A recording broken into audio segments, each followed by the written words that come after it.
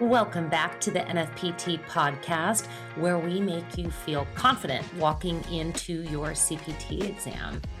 I'm your host, Erin Mahoney, General Manager of NFPT, and today we have a sample nutrition question. In fact, we might even say it's a simple nutrition question. So I will give you the question, I will give you the answer options, and then we'll talk through how to identify which of the answer options is correct and which is incorrect. But first, let's talk a little bit about how nutrition shows up on your CPT exam. So, when we think about what is on the CPT exam, we refer to the exam content outline, or this is the exam blueprint. So, what are the major topics or testing domains, and what are those subtopics or subdomains with each one of them? When you look at the exam content outline, you won't see nutrition as one of the major testing domains, but it is located within some of the major testing domains. So, first off is physiology. Physiology is 19% of your exam. And some of these subtopics associated with human physiology are the metabolic processes of the body and the roles of macronutrients and micronutrients. Now, this doesn't mean 19% of your exam is going to be on metabolic processes and macronutrients and micronutrients. But what it does say is that there are some elements of nutrition in human physiology that you'll need to know. Then we've got program development. That is a whopping 33% of your CPT exam. And where that shows up for nutrition is under the subdomain or the task for factors impacting client goals.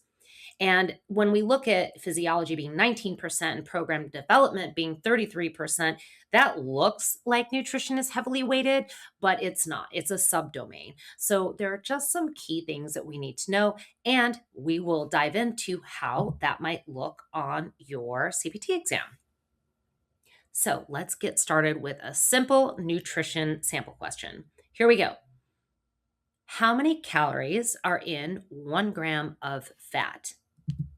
Is it A, 4 calories, B, 7 calories, C, 9 calories, or D, 11 calories?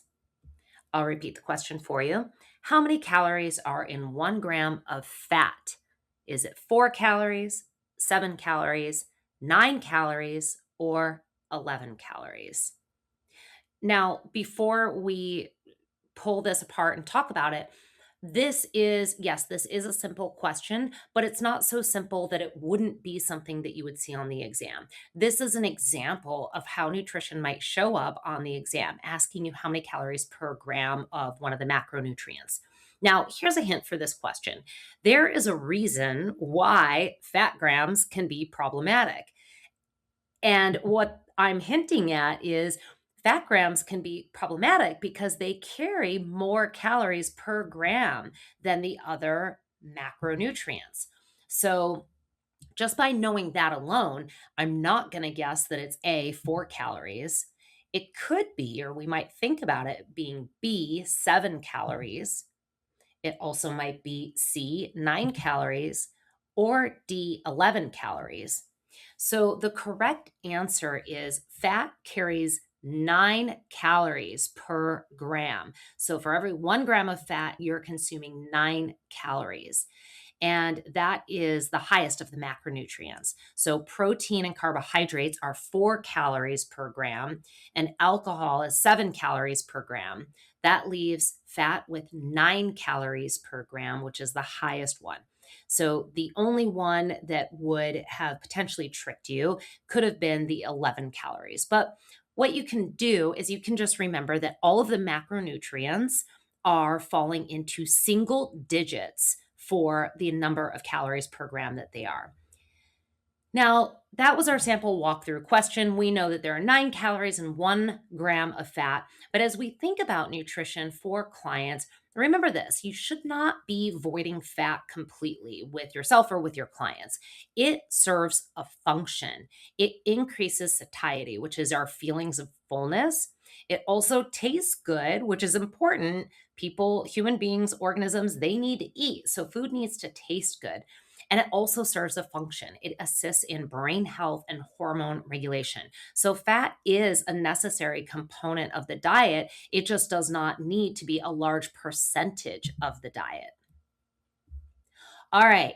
Now, that was a simple question. They don't always need to be complicated. Sometimes they get a little bit more complex than that, but this was a good one to get your feet wet with nutrition questions that are examples of what you might see on CPT exam day. So, NFPT differentiator, CPT success shouldn't be complicated.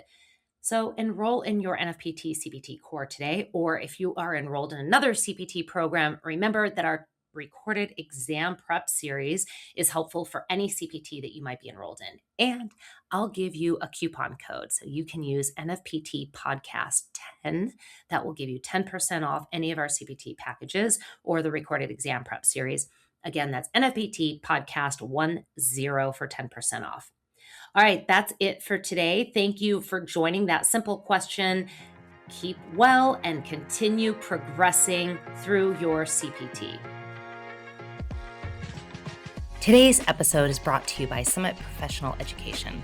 Unlock your potential with Summit Professional Education, your trusted partner for expert-led courses, flexible learning, and essential CEUs. Elevate your skills today at summiteducation.com.